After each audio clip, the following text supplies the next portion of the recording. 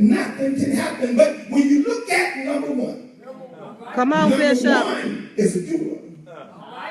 It's a powerful force that produces results. One does not only allow, but it does not allow anything or anyone to limit its possibilities. One does not allow anything or anyone to limit its potential. The one is aggressive. The one is a necessary energy for creating and producing. That's the number one. The one is always in the forefront. Yes. It is a spear pointing directly and leading others. The one tends to have a simple, straightforward view of life. Its many complexities. It trusts its own ability to separate right from wrong. That's the power of one. It does not waste time on abstract ideals. One or anything else that is not willing to line up in its pursuit of results. One will not allow you to get in its way. One will not allow you to interrupt its progress. One is no preacher. One is no philosopher. One is no spiritual explorer. It's no dreamer. It's certainly not an idealist. It is pragmatic. It is ruthless. It is a conqueror and a warrior extraordinary. When you talk about one, one is in its individuality. It looks and it is independent of its own faults. When you talk about one will attempt to force its values and its opinions on you. When you one. But it won't allow or accept to even listen to you. If one had a personality. Because one stands alone. One does not hesitate when it seems a need of confrontation. One takes place. One stands up. One is not jealous. But one is extremely stubborn. I feel almost like talking. But also one is courageous and willing to try anything new if one sees potential. How is it that Jesus prayed in John 17 that we all may become one? As he and the Father is one. In the Hebrew and Greek, there are several different words that are used to speak of the number one. And in there, it is used both of one in action, one in idea, one in accordance, and one in person. Depending on the text, those words are used. It is here where we get our word for God called Elohim. It is in the word Elohim that it is the plural pronoun. That's right. And in that plural pronoun that speaks of God. I feel like talking. Talk, Bishop. Talk. To manifest himself in various ways. But he never stopped existing from who he is. Come on now. In other words, it is the one God that when he is door, he's still God. Come on. It is the one God that when he is shepherd, he's still God. What you say? It is the one God that when he is the Son, he's still God. It is the one God that when he is thy lamb, he's still God. Still God. It is the one God that God can be away in the end of the way and still God. I wish I had somebody to know what I'm talking about. Come on, Bishop. How can he be in heaven and live in our hearts at the same time unless he's God? How can he sit on the circle of the earth, control the mankind, and Adam heard him walking in the cool of the day?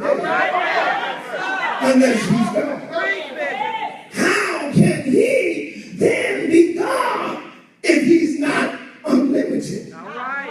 That means that he is ambiguous the scope of limitation. He's one. Oh, I feel like talking. Yes, he is. And because God is one, so in the text, you must understand how the word is used. When it talks about it, that we may clarify him as one. Jesus is not only the Son of God, but God. Can I work this one? Work it, Bishop. Work He it. is 100% human and 100% divine. He's not limited to human conception, neither is he barred from the infinite. When you look at God, according to John 4:24, the Bible says that God is a spirit. I wish I had somebody to know the text. The Bible says that they that worship God must worship him in spirit And in truth. So when you look at Jesus, how can we call him God? In the 1st and 2nd, 3rd century, arguments happened over whether he was God. The problem was not whether he was God, but how much God is he.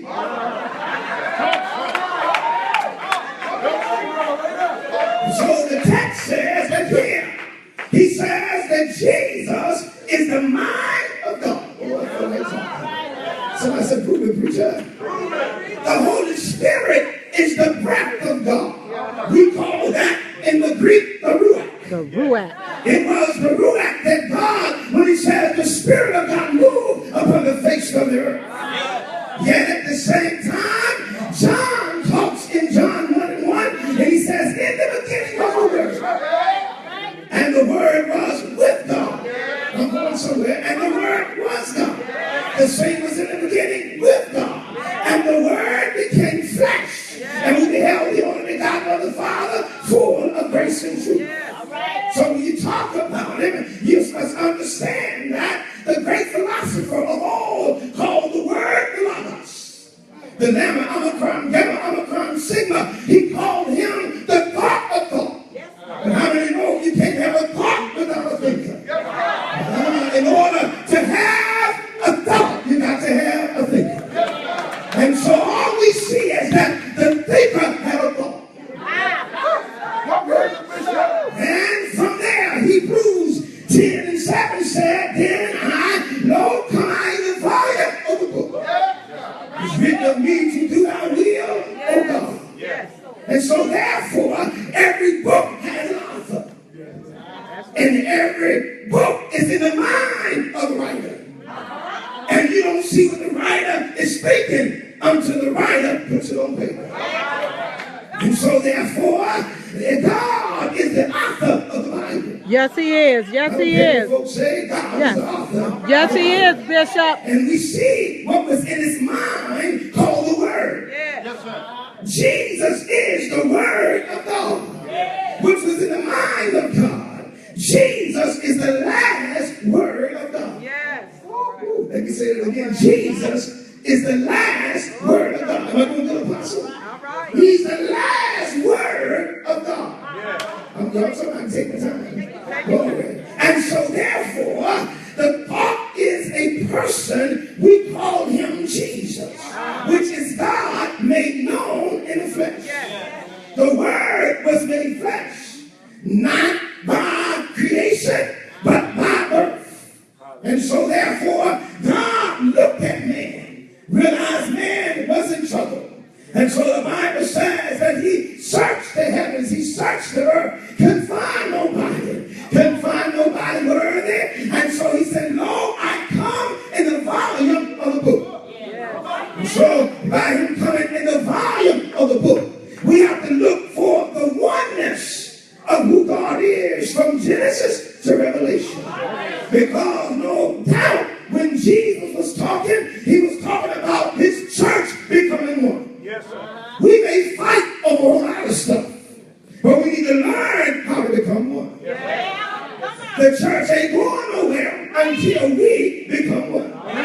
It's amazing how that when you look at the word we is found in John 17, where I feel like talking, where Jesus deals with those words. He says in John chapter number 17, I like the text because when he tells us is this, he says, as he was praying to his Father. He said, Father, make them one even as we are one. And so he says, make them one. How is it that Jesus is on the earth praying to his Father in heaven, make them one? Even as we is one. How is it until you understand that, first of all, Jesus is flesh. Come on, And Bishop. since he is flesh, and God is a spirit, you cannot see a spirit. In order for something and somebody to die, that means that somebody had to take on flesh. And so in the mind of God, God, before the foundation of the world, decided that he was going to create him one. We called him the Lamb of God, which was slain before the foundation of the world. I won't be long. But when we found here Jesus in John chapter number 17, he says unto them, he says, praying that they all may be one, as thou, Father, art in me, and I in thee, that they also may be one in us. So what you see is the plurality of the nature of God. You see God in his plurality. You see God in his multifaceted nature. You see God as he looks down on creation. And because he had to use a woman, it was the man Jesus that was human. I feel like talking. And since he was human, only humanity can die. God can die. God cannot die. Only humans die. And in order to buy man, somebody had to die. And so God prepared himself a body. Laid his glory down in heaven. Told Gabriel, go and tell Mary she's found favor with me. The Bible says that it was here that at the right time of the month, when the egg came flowing out the fallopian tube, that the God of heaven wrapped himself around the egg. Don't you know, in order that he would wrap himself around the egg, you take on the nature of the Father? That's why he couldn't use humanity. Because the text said that in Adam, all men died. And so since everybody died in Adam, God said, I can't use a man. It's amazing that God wrapped himself around the egg, which makes him take on the nature of his daddy. If he had a human father, he would have taken on the nature of sin. Yes, he would. Yes. But God said, I can't use a man. I got to use myself. And so he used the egg of the woman, which makes him 100% human. Use the nature of his father, which makes him 100% God. We call him the God-man.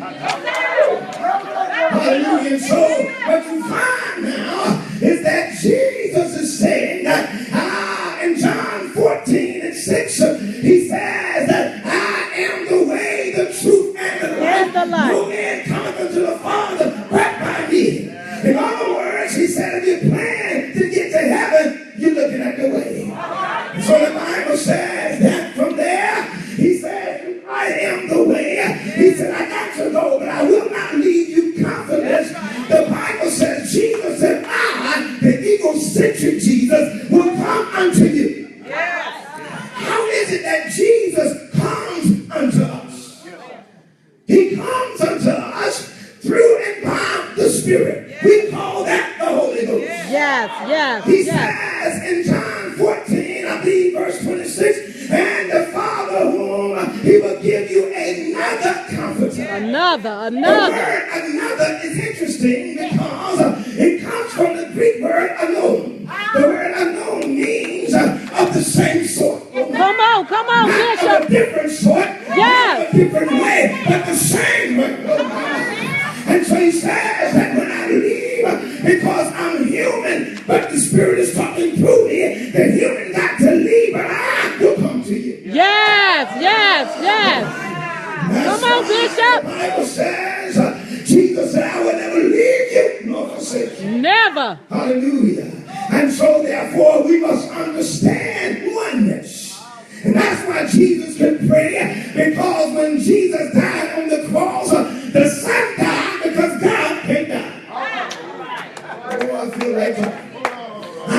the Son died because the Son is humanity.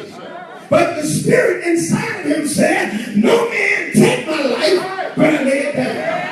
And if I lay it down, you got to be God to get a dead man up. Oh my God. He said, if I lay it down, I'll take it up again. And so from there, he said that I'm going to die, but I'm going to send you back another comforter. I will come to you. Oh my. We call that the Holy Ghost. And see, nowadays, I got to go, but now in Matthew chapter 18, verse number 19, there's a powerful, powerful principle, and that is the authority that the church has. The authority that we have by way of the Holy Ghost is this. The church has been given authority that supersedes any power and force that they would ever encounter. The church as it is within us, within our mouth. I heard the bishop say tonight, talking about what's going to happen all, and I was saying, Lord, thank you for the confirmation. Thank you for the word, because in this, all we have to do is use the authority that's in our mouth. The church as it is have the authority and creativity in our mouth. We have the authority of binding and loosing. Come on, Bishop. For Jesus said in Mark 11:23, for I heard I say unto you that you can say unto this mountain, be thou plucked up from the roots and be cast into the sea, and it shall be done.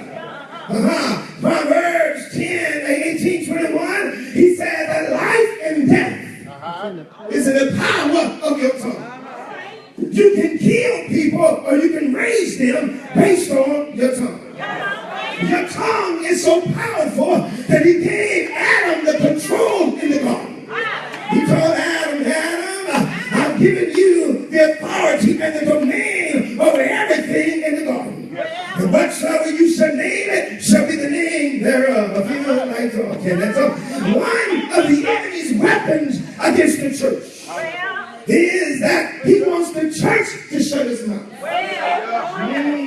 The Bible says in Ezekiel that Satan says, I will exalt my throne above the stars of God and sit on the congregation. You got to realize that when you come into the house of God, the enemy's authority and his will and his power is to sit on you. That's why the text says, and they overcame him by the blood of the Lamb and the word of their testimony. Time out for saying, I just want to sit here and watch everybody else give God praise. It's time that you open your mouth up. Hallelujah. See what the enemy wants to do is shut you. So in that, one of the enemy's weapons against the church is to keep the saints' mouth closed. He keeps your mouth closed in prayer. And that's why when you get down to prayer, he don't want you to talk about what God has done. You can start calling demonic forces under subjection while you're in prayer. If you would just simply open your mouth. As a matter of fact, he realizes that more than we do, how much power we have in our speech. As a matter of fact, he knows that the authority has been given unto us. That's why he wants you to keep quiet. Don't share your testimony. Don't talk to nobody. Don't pray for nobody. Don't rebuke me. Just sit quiet in the corner and let everybody see your light. But the time when you got to cry loud, you got to lift up your voice like a trumpet. So my people, they're sitting in the house, check up their transgression. You got to open your mouth. Come on, Bishop.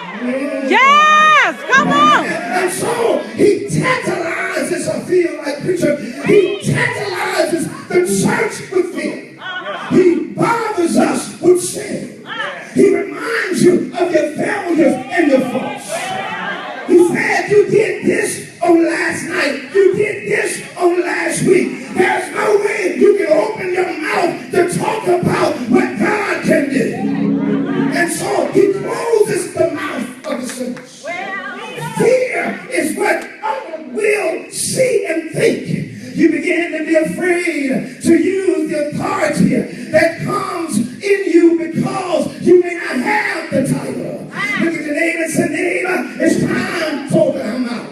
Time to open our mouth. Jesus said in Luke 10 and 19, he said, behold, I give unto you power to tread over scorpions, serpents and scorpions and all the powers of the enemy. He says, I give unto you the exousia. I give unto you the delegated authority. I give unto you the right to use the power as being received from me. This right is to destroy the works of the devil. He realizes that I can keep your mouth closed, then you won't use the power that you have. If I can make you feel ashamed, you won't use the power that you have. But I heard the Bible say that you should tread. That means you have absolutely mastery over all the power of the enemy. Not only are you tiptoeing, but you have to learn to open your mouth. When you learn to open your mouth, it is where we begin to activate the text. He said, so whosoever, whatsoever, we bind on earth. The Lord gave me this and it blew my mind, almost made my hair grow. He said that whatsoever that we bind on earth shall be under subjection of what we say. Let me say it again, that whatsoever we bind on earth shall be under the subjection of what we say, because we have the authority. In other words, heaven and earth comes together in agreement, comes in alignment with one another. When we activate the authority that's in our mouth, I'm going somewhere. When we speak the words of binding, don't miss this. The heavenly hosts get a hold of it and confirms what we say. Come on, Bishop. Let me say it again, that when we begin to bind things on the earth, we say, I bind this, I bind that, I bind it. It reaches the heavens, and the holy angels get a hold of it. And heaven and earth lines up in its place. You better preach, Bishop. Heaven and earth lines up. The heavens confirm it. Because we have taken the steps of faith to activate the power that's in our mouth to stop the works of the devil. The angels in heaven, then stronger than we are, will come in alignment with humanity. For the Bible said, what is man that thou art mindful of him? Or the Son of Man that thou will even visit him? Because you made him a little lower than the angels. But when you realize what's in him, you will open your mouth, and they that are higher than you gets in line with you. Coming in agreement, we take charge of the earth realm, and they confirm it in the heavenly realm. They confirm the words of Jesus that he said, I've given unto you power. When they hear you binding and loosing some things, the heavenlies are currently sanctifying. The Bible said from the days of John the Baptist unto now, the heavens are sanctifying, but the violent taking it by force. In other words, the heavenlies are stopping, which means that they are allowing the violence to go on and will suffer it to happen. Note the term suffer. Suffering violence means they are allowing it because the authority that's on the earth hasn't gotten in position yet. In other words, he's giving humanity the authority to cause the heavens to line up. That's the first and the second heaven, because the third heaven that Paul said he saw is the throne of God. And so there are elements that are working in the earth that are out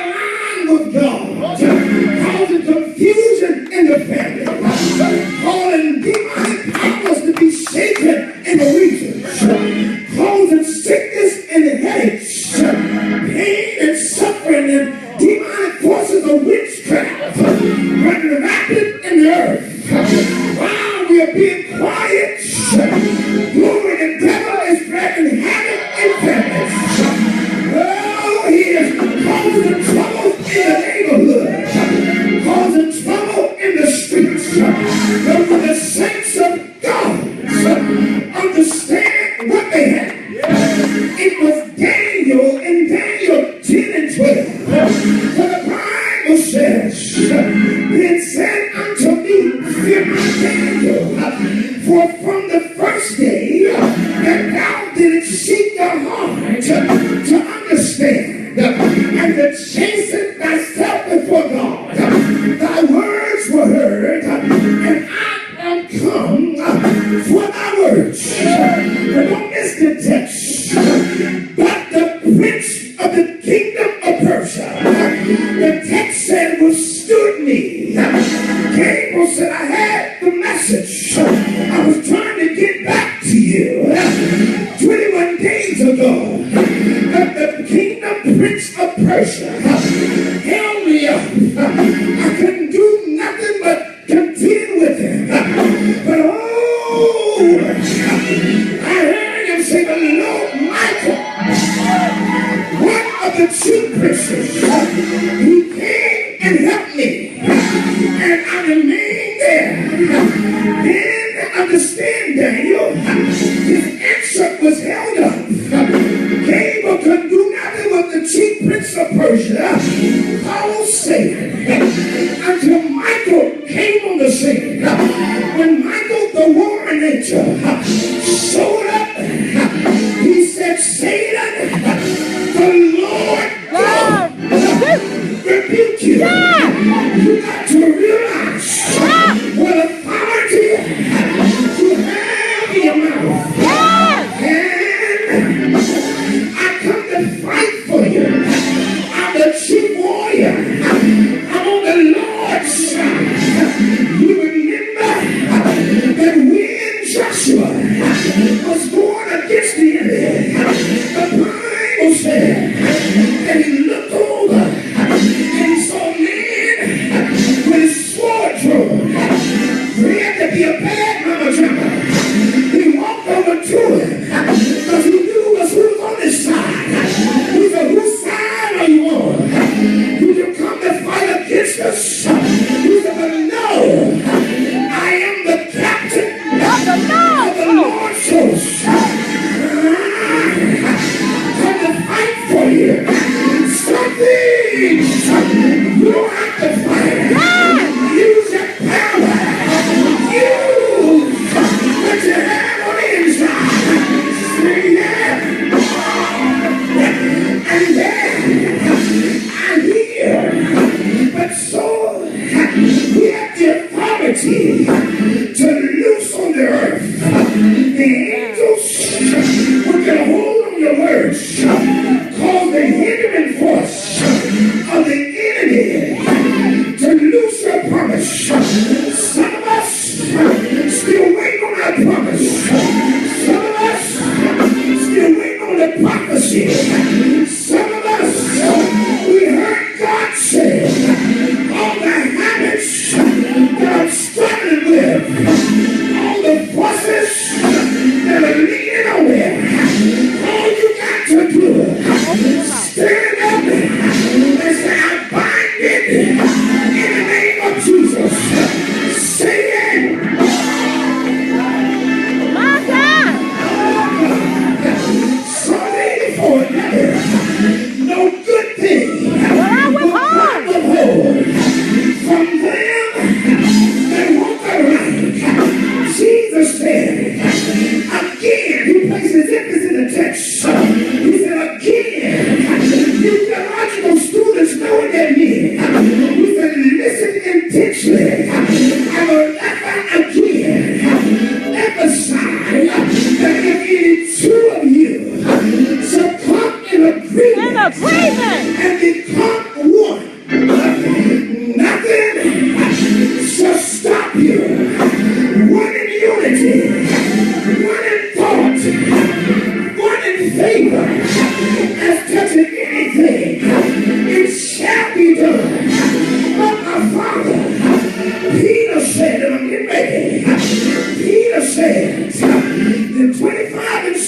26 and 35. No, I shall die with thee, yet will I not deny thee. When I turn my back on you, Lord, the text says, and likewise, the other disciples said, Lord, we will die also. But oh, came a little trouble. King Jesus said, before the cock crow 3 times, you shall deny me, Peter. Yeah, now, the text is here. He said, you're going to forget about me. But I heard him say, Peter, oh, you're going to deny me. I want to get something over to you. He said, Lord, I'm not ready to go and ready to die. He said, I'm going to drink from the same cup you drink. He said, can you drink from it? And Jesus said, it's so. You shall. What are you saying, brother preacher? It is here in the text of Luke 22 and verse number 31 that Jesus deals with Peter. How Peter said, Lord, I'm going to go with you anywhere. He said, hold up, Peter. Wait 1 minute. I got a word for you. He said, you're going to deny me. He said, but before I tell you any further, he said, Simon, Simon, the devil. I know your text says he desired to have you. In the Greek, he said, Simon, the devil has prayed for you. The devil has fought for you. The devil commissioned me to have you. Oh, I pray for you. I pray for you. That your faith will not. I pray that your faith wouldn't go under. I'm in trouble. I pray that you will endure when it seems like you can do nothing else. And Peter, and I preach now. And so Peter, having these words, the text says, Jesus said, Peter, I pray for you that your faith will not. Faith that you will endure. Your faith. Faith is the substance of things hoped for and the evidence of things not seen. Jesus told Brother Peter, what I'm going to do now, I trained you, I showed you what to do. You were with me for 3.5 years. There's nothing else I can show you, but you should understand. Hereafter, I gotta get ready to go away, but I won't leave you. I won't come to you.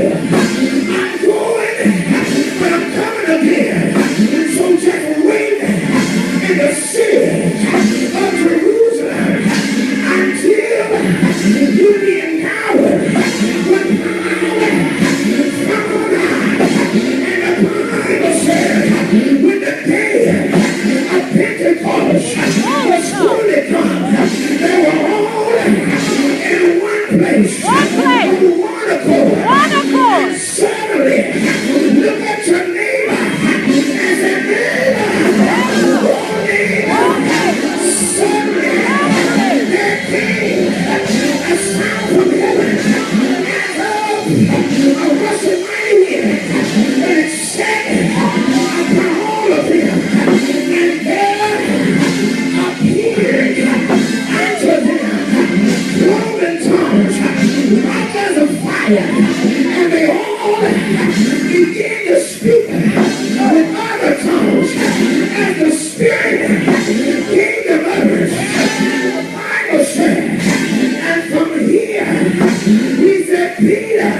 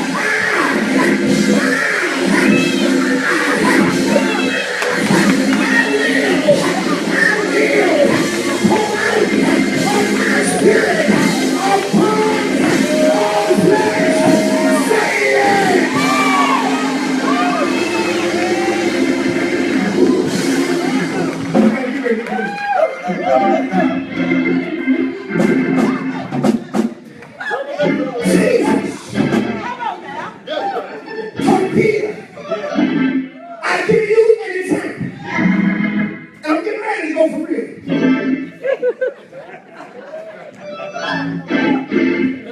But I feel like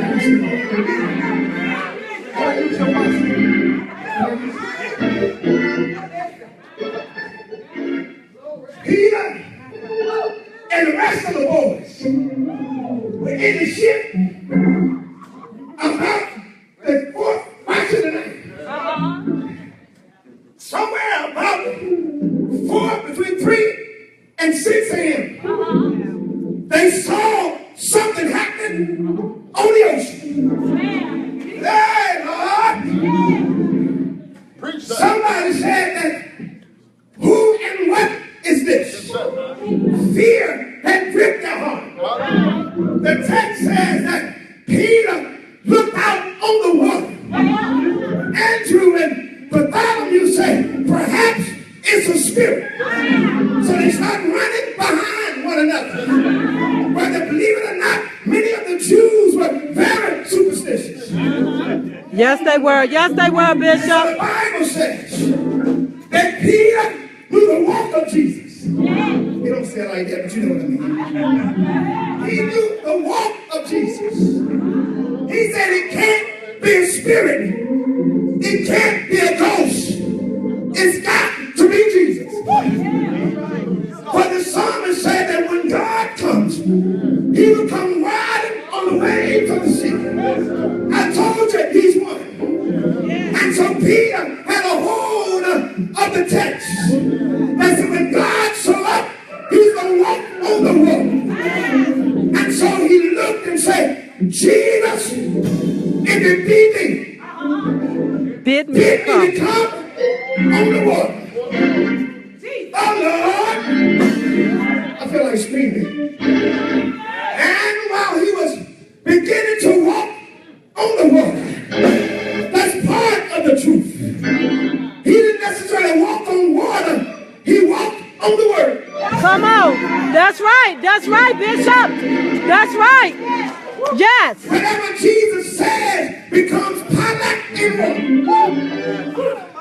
It becomes concrete when you seek it. It becomes a hand up when you're going down. It becomes a way out when you're feeling trapped. When you're hungry, it becomes your food. When you're thirsty, it becomes your drink. And so Jesus said, come. Come, Peter. Peter got ready to step out the boat. Andrew said, gee, Peter, there's no way you can walk on water. Grab a coat, Andrew. He said, you can't go.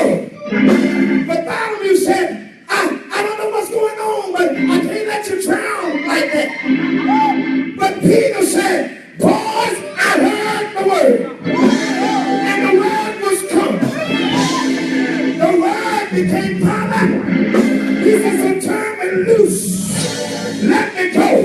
If I sink, then I'll sink. But as he went out the water, his faith began to swell. He began to walk on the water. As he began to go, he couldn't believe his eyes.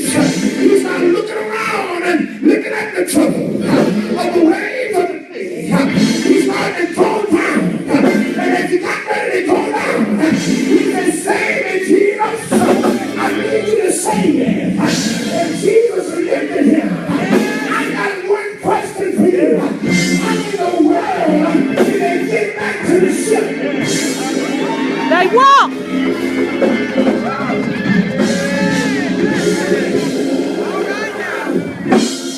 I believe when Jesus lifted up Peter, he said, now Peter, come on, turn my hand loose.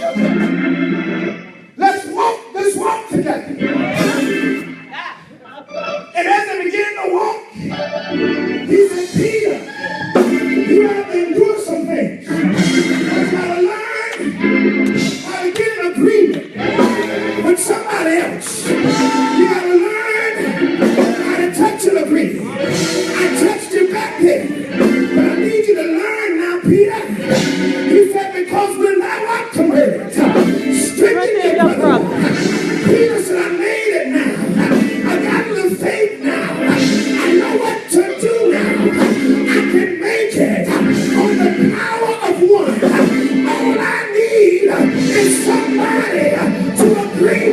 me. I need somebody to agree with me. I need somebody to agree with me.